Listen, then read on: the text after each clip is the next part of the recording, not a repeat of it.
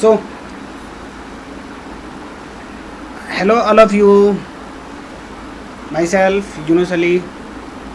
तो आज मैं आप लोगों के साथ हूँ बायोलॉजी में 12th class chapter number 2 sexual reproduction in flowering plants. ठीक है, और आप लोग जानते हैं कि flowering plants are also known as the angiosperms. ठीक है, हम लोगों को पता है कि प्लांट किंगडम के अंदर 5 डिवीज़न हैं और उनमें से केवल एक डिवीज़न जो है उसी के अंदर फ्लावर्स होते हैं। ठीक है, तो इस चैप्टर का हमारा जो पूरा कंसंट्रेशन होगा that is about the sexual reproduction in flowering plants. ठीक है, ये हम पार्ट्स में पढ़ेंगे। आज जो पॉइंट है वो हम पार्ट 1 की बात करेंगे। ठीक है, चलिए स्टार्ट करते हैं।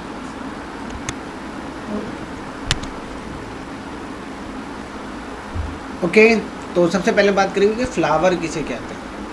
ठीक है, क्योंकि फ्लावरिंग प्लांट की बात हो रही है तो आपको ये पता होना चाहिए कि फ्लावर है क्या। अगर हम टेक्निकल तरीके से बात करते हैं तो flower is a fascinating, flower क्या है, flower is a fascinating organ of angiosperm. Flower is a fascinating organ of angiosperm, मतलब एंजियोस्पर्म को अट्रैक्टिव बनाता है। ठीक है, फ्लावर की प्रॉपर्टीज़ क्या है, एस्थेटिक है, ठीक है, ऑर्नामेंटल है, सोशल है, रिलीजियस है, and it has several cultural values also. लेकिन अगर फ्लावर को बायोलॉजिकली या समझना चाह रहे हैं तो flower is the reproductive part of the plant. ठीक है, जो फ्लावरिंग प्लांट होते हैं उनमें फ्लावर जो है वो रिप्रोडक्टिव पार्ट कहलाता है। अब आपको पता हो कि जो प्लांट हैं, plants has the 2 types of the organs. उन लोगों ने पहले वाले चैप्टर में पढ़ रखा है। पहला जो होता है उनको कहते हैं वेजिटेटिव ऑर्गन्स, और दूसरा जो होता है उसको कहते हैं हम रिप्रोडक्टिव ऑर्गन्स। क्या कहते हैं उसको, उनको कहते हैं रिप्रोडक्टिव ऑर्गन्स। तो जितने भी रिप्रोडक्टिव ऑर्गन्स हैं, male reproductive part, female reproductive part, they are all present in the flower. ये जो पॉइंट्स हैं they are technical terms that we can define the flower and these are some properties related to the flower, but biologically we can say that flower is the reproductive part. Okay, root, stem, shoot, leaf, branches, these are the vegetative part and flower is the reproductive part, because flower contains male and female reproductive parts in the plants. Then what is the flower? flower का development, flower कहाँ से develop होता है? ठीक है, flower is developed due to the hormonal and the structural change in plant. ठीक है, flower का जो चेंज है, फ्लावर जो है वो डेवलप होता है फ्लोरल प्रीमोडियम से।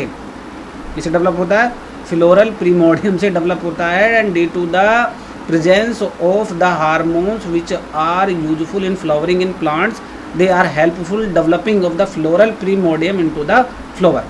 ठीक है, और that is the property of the flower that flower has the inflorescence also. inflorescence का मतलब 11th क्लास में हम लोग पढ़ चुके हैं।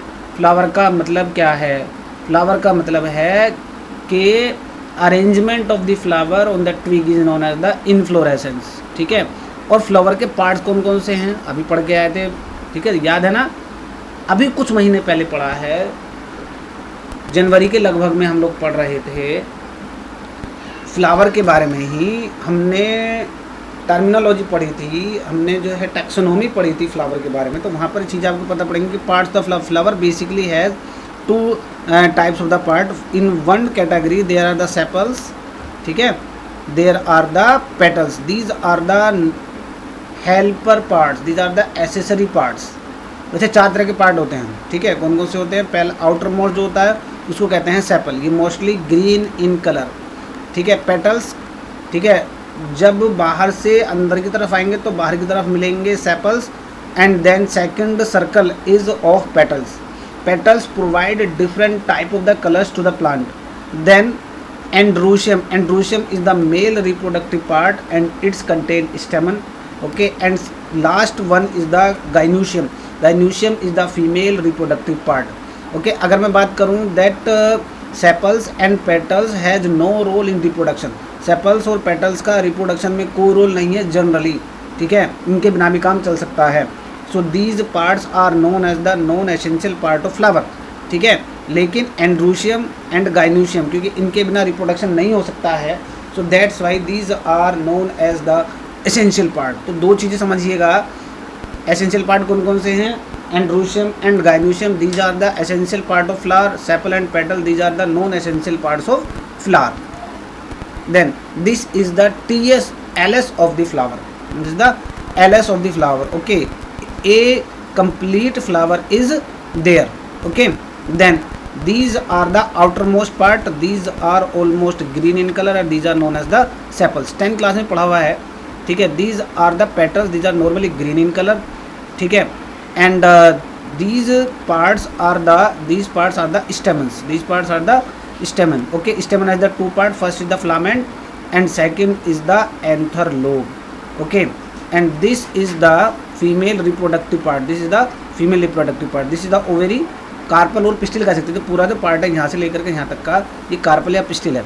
तो इसके 3 पार्ट हैं। पहला कौन सा है, पहला है ओवेरी, ठीक है। उसके बाद क्या है, उसके बाद है स्टाइल, ठीक है। Then stigma. ये सब आप लोग 10th क्लास में पढ़ चुके हैं, 10th क्लास में पढ़ चुके हैं। Then this is the LS of the flower and it indicates all the parts. अब सोचिए ये फ्लावर यूनिसेक्सुअल है या बाइसेक्सुअल है, ये आप अपने अंदर सोच कर बताइए। Then what is the sexual reproduction. अब पहले वाले चैप्टर में हमने लोगों ने पढ़ा था कि सेक्सुअल रिप्रोडक्शन के लिए 3 फेजेज होती हैं, pre fertilization, fertilization and post fertilization. क्या क्या इवेंट होते हैं, we had a discussion in last chapter. अभी हम बात करेंगे प्री फर्टिलाइजेशन इवेंट्स की। तो प्री फर्टिलाइजेशन इवेंट में हमें जो बात करना है that is about the male reproductive organs. Okay, so the male reproductive organs और androecium, okay, they are contents of stamen, microsporangium और pollen grain. These are the 3 main topics related to the androecium. Okay, this is the diagram of a typical anther. A typical anther is made up of a filament and the anther lobes are there.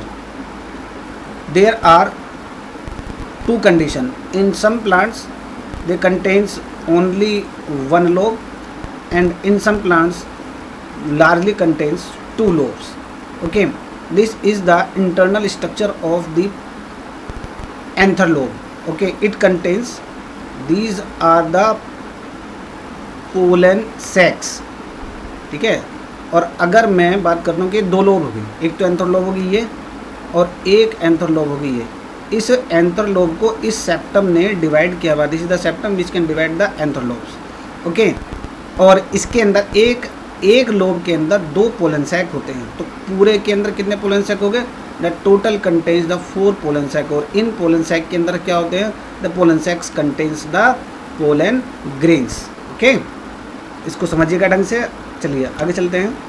Then this is the same structure, what is the condition of the, and basically anthers are bilobed. अगर anther bilobed होते हैं तो these type of anther are known as the डाइथीसियस।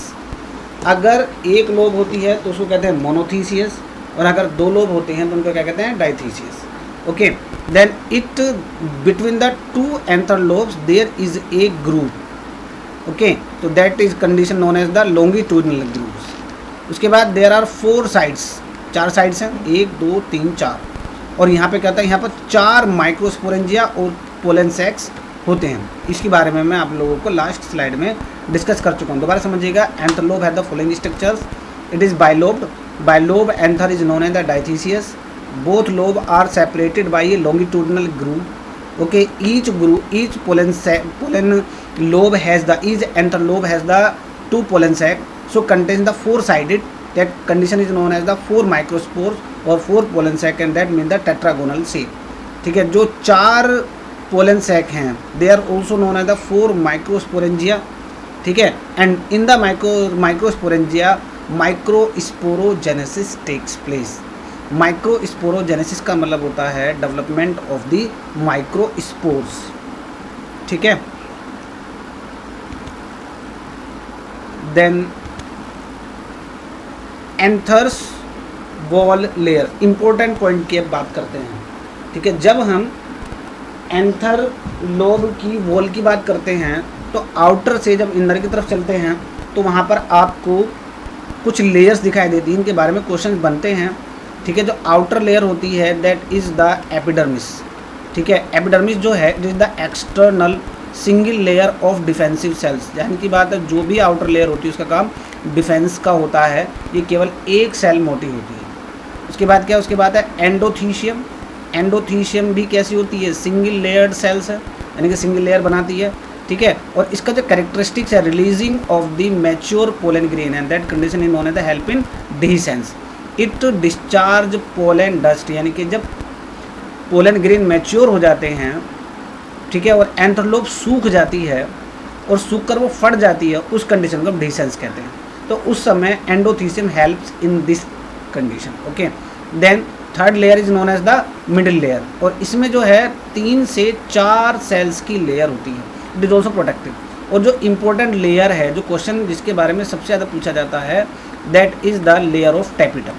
ठीक है, it provide nourishment to the maturing microspores.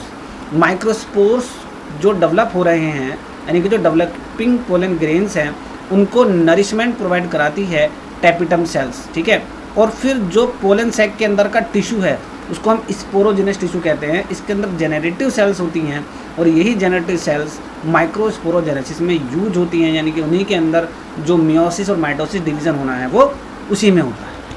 ठीक है, देखिए this is the diagram TS of the microsporangium. ठीक है, this is the outer layer epidermis, I had a discussion about this. ठीक है, देखिए ये है, this is a single layered, this is epidermis. ठीक है, उसके बाद क्या है, उसके बाद है एंडोथीशियम। एंडोथीशियम, ठीक है, दिस इज ऑल्सो एंडोथीशियम। और यहाँ पे ये वाली जो सेल्स हैं, these cells are quite very important, these cells are of known as tapetum.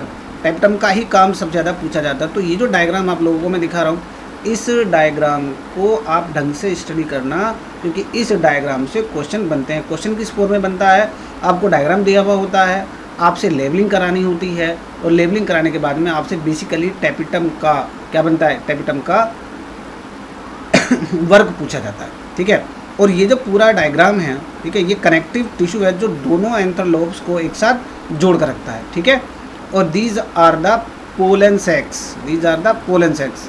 ठीक है, और इसके अंदर क्या होता है, इसके अंदर होता है स्पोरोजिनस टिश्यू। ठीक है, तो ये कंप्लीट व्यू है, और ये कैसा है, this is the enlarged view. दोनों डायग्राम को ढंग से देखिएगा, अच्छी तरह से रीड करिएगा, समझिएगा। एपिडर्मिस पूरा इन्फॉर्मेशन मैंने आपको पहले इसको अवेलेबल करा दिया है। Then this is a TS of mature pollen grains और पोलन सैक और एंथरलोब। ठीक है, यहाँ से ये जो पोलन ग्रेन्स हैं मैच्योर हो चुके हैं। मैच्योर होने के बाद में ये डिसेंस के बाद, डिसेंस का मतलब जब ये पोलन ग्रेन रप्चर हो जाती हैं, तो रप्चर होने के बाद में ये यहाँ से आउट हो जाती हैं। जो जिन जगह से ये ब्रेक हो जाती है, जो मिडिल लेयर्स हैं, ठीक है, और एंडोथीशियम है, वो फट जाती है, और एंडोथीशियम फटने के बाद में एक नया जो है पोलन ग्रेन वहाँ से रिलीज होता है। Then microsporogenesis, what is the meaning of the microsporogenesis? The meaning of microsporogenesis is that development of microspore or pollen grain is known as the microsporogenesis. ठीक है, अब समझिएगा कि कहाँ से स्टार्ट होता है। स्टार्ट होता है स्पोरोजिनस टिश्यू से। स्पोरोजिनस टिश्यू की जितनी भी सेल्स होती हैं वो डिप्लॉइड होती हैं। ठीक है, सेल्स कहते हैं क्योंकि वो सेल्स हैं तो कैसी होंगी, डिप्लॉइड होंगी। स्पोरोजिनस टिश्यू का होता है पोलन सैक के अंदर, वहाँ से कोई भी सेल, बहुत सारी सेल्स होती हैं, कोई भी सेल्स डेवलप करेगी जिसको कहेंगे स्पोरोजिनस सेल, इसको कहेंगे माइक्रोस्पोर मदर सेल। क्या कहेंगे, माइक्रोस्पोर मदर सेल। देखिए यहाँ से ये सेल है, ठीक है, ये सेल, अब इसके अंदर क्या है, जैसे डिप्लॉइड सेल। ठीक है, अब माइक्रोस्पोर मदर सेल अब डिवीज़न करेगी। डिवीज़न कौन सा होगा, डिवीज़न होगा मियोसिस, क्योंकि गैमेट बनते हैं, और गैमेट बनने के लिए मियोसिस का फॉर्मेशन होता है। तो यहाँ पे क्या होगा, यहाँ पे 4 सेल बनेंगी। ठीक है, कितनी सेल बनेंगी, यहाँ पर बनेंगी 4 सेल, और ये जो चारों सेल हैं ये एक दूसरे के साथ अरेंज रहेंगी। ठीक है। और this condition is known as the microspore tetrad. आपसे पूछा जाता है माइक्रोस्पोर टेट्रेड है क्या। माइक्रोस्पोर टेट्रेड जो है it is develop from the microspore mother cell, ठीक है, जहाँ से स्टार्ट होता है उसको क्या कहते हैं, this is the microspore mother cell and after the meiosis, कौन सा डिवीजन हो रहा है, डिवीजन हो रहा है मियोसिस। और ये कैसी सेल्स होती हैं, दे आर हैप्लॉइड, ठीक है, कैसी होती हैं, दे आर हैप्लॉइड। और उसके बाद क्या होता है, उसके बाद हर सेल से एक माइक्रोस्पोर का फॉर्मेशन होता है। तो कुल कितने माइक्रोस्पोर बनेंगे, एक माइक्रोस्पोर मदर सेल से 4 पोलन ग्रेन से माइक्रोस्पोर का डेवलपमेंट होता है। तो सोचिएगा कि अगर 250 क्वेश्चन आपके लिए कि अगर 250 माइक्रोस्पोर बनने हैं, ठीक है, तो हाउ मैनी, ठीक है, how many microspore mother cells are required, कितनी माइक्रोस्पोर मदर सेल्स की ज़रूरत पड़ेगी। तो आप कैलकुलेशन करके बताइएगा कि कितना आएगा, ठीक है। तो microspore is also known as the pollen grain and pollen grain is haploid. तो समझ में आया मेरी बात, कहाँ से स्टार्ट होता है, microsporogenesis is develop in the pollen sac. और जो टिश्यू होता है उसको कहते हैं sporogenous tissue. The cells of the sporogenous tissue are कैसी डिप्लॉइड, ठीक है, and the cell that is going to division to make the microspore depend on the sporogenous cells और माइक्रोस्पोर मदर सेल क्या होता है, it is convert into make a microspore tetrad. 4 cell का एक group बनेगा, sales कैसी होंगी, haploid होंगी, और हर सेल से कैसा बनेगा, एक नया माइक्रोस्पोर या नया पोलन ग्रेन बनेगा। तो एक सेल 4 माइक्रोस्पोर्स बना रही है। Then this is the structure of the a pollen grain. Pollen grain की जो बात करते हैं तो पोलन ग्रेन में pollen grain has the 2 walls, ठीक है। Outer wall is known as the exine, ठीक है। Exine is made up of sporopollenin, ठीक है। स्पोरोपोलेनिन के बारे में आगे हम बात करेंगे। तो 2 लेयर होती हैं, ठीक है। पहली जो लेयर होती है that is known as the exine. तो यहाँ से बात करेंगे तो दिस इज द एक्साइन, ठीक है। उसके बाद क्या होती है, उसके बाद होती है intine. Internal layer is known as the intine, ठीक है। और intine is made up of cellulose and pectin, ये 2 सब्सटेंसेस की बनी होती है। एक्साइन किसकी बनी हुई है, एक्साइन बनी हुई है स्पोरोपोलेनिन। कौन सा सब्सटेंस होता है स्पोरोपोलेनिन, इज ए कार्बोहाइड्रेट। आगे बात करेंगे इसके बारे में। इंटाइन क्या होता है, सेल्यूलोज का बना होता है और पैक्टिन का बना होता है। और ये होती है पोलन ट्यूब, ठीक है। ये जो पोलन ट्यूब है it is developed as you seen in the figure that it is develop from the intine, ठीक है। और यहाँ पर एक पोर होता है, इसका मतलब जो एक्साइन है it is not a regular structure, it has some breaks between it on its surface. तो इनको हम कहते हैं क्या, इनको कहते हैं जर्म पोर। जहाँ से, ठीक है, जहाँ से पोलन ट्यूब डेवलप होती है उस कंडीशन को क्या कहते हैं, that pore is known as the germ pore, ठीक है। और जर्म पोर से किसका डेवलपमेंट होता है, जर्म पोर से होता है पोलन ट्यूब का डेवलपमेंट। और बेसिकली एक पोलन ग्रेन के अंदर 2 तरह के न्यूक्लियस होते हैं, एक होता है जनरेटिव न्यूक्लियस और एक होता है वेजिटेटिव न्यूक्लियस। तो this is the structure of a normal pollen grain और माइक्रोस्पोर, ठीक है। कितनी लेयर होती हैं, 2 लेयर होती हैं। Outer layer is known as the exine, exine is made up of the sporopollenin. Then internal layer is made up of intine, intine is made up of the cellulose and pectin. Then inside it contains 2 type of the cell, vegetative cell and the generative cell.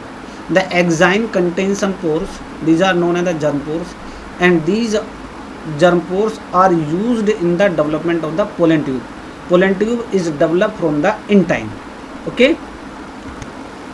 Then there is a special structure named as the sporopollenin. Sporopollenin is present in the axine, क्या है, इन the exine. अभी हम लोगों ने पढ़ा था last उसमें, कहाँ प्रेजेंट होता है, it is present in the exine, exine का पार्ट है। तो इसकी समझिएगा, it is a protective layer और बहुत resistant, it is highly resistant substance. और रेजिस्टेंस किस किस चीज़ से प्रोवाइड कराता है, it provide resistance to the pollen grain from the high temperature, ठीक है, and strong acids and alkali and several enzymes, okay. And it is present in all the types of the pollen grain, but in the pollen grains of insect pollinating plant, सबके अंदर नहीं होता। ऐसे plant जिनके अंदर pollination किसके through होता है, इंसेक्ट से होता है, they have another substance name as the pollen kit. उनके अंदर क्या होता है, उनके अंदर पोलन किट होता है। और इसका काम क्या है, इसका काम है it helps in adhere the pollen grains with the legs of the insects. जब इंसेक्ट प्लांट पर आकर या फ्लावर पर आकर बैठेगा तो ये जो पोलन किट की वजह से जो पोलन ग्रेन्स हैं वो चिपक जाते हैं इंसेक्ट की लेग से, और it is help in the pollination. Sporopollination is quite important point, so you have to be memory about it.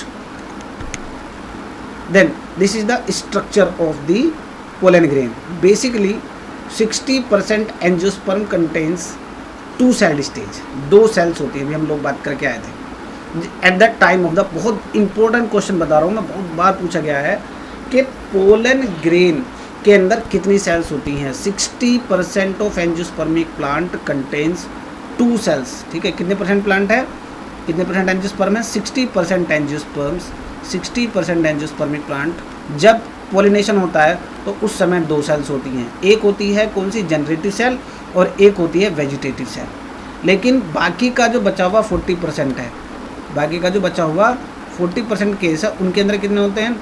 ठीक है, एक जो होती है वो वेजिटेटिव सेल्स होती हैं और 2 क्या होती हैं, 2 होती हैं जनरेटिव सेल। तो वहाँ पर कितनी स्टेज होती हैं, वहाँ पर 3 सेल्ड स्टेज है।